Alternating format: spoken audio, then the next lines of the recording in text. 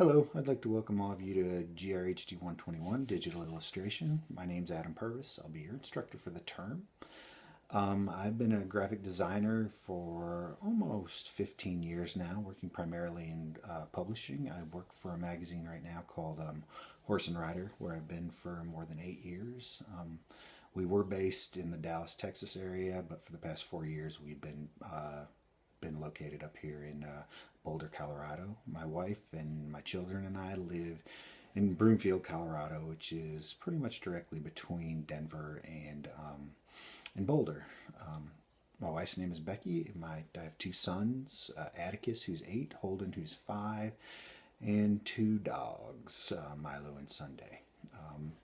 As far as this course goes, since we're starting off on a Wednesday, you kind of have to hit the ground running, just because we're starting midweek as opposed to on a Monday.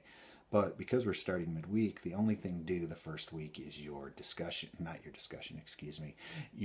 course introduction. You'll also have, in week 1, the shortened week, you'll have assignments as well as a discussion question.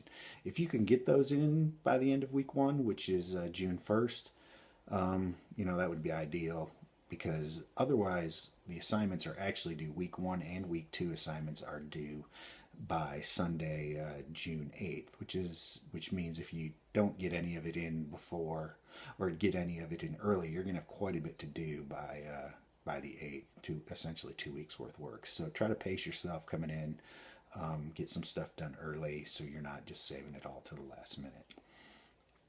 It's very important in this class that if there's something you don't understand, always send me an email. There's a discussion area where you can ask just questions specific to assignments.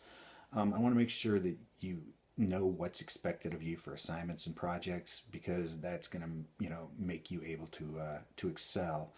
I've run into problems in the past where students aren't quite sure what's due, and they just go ahead and do what they think is right, which ends up not being correct, and they lose points on assignments because they weren't able to just get the correct deliverables. And at the very least, you want to make sure you're submitting the correct things.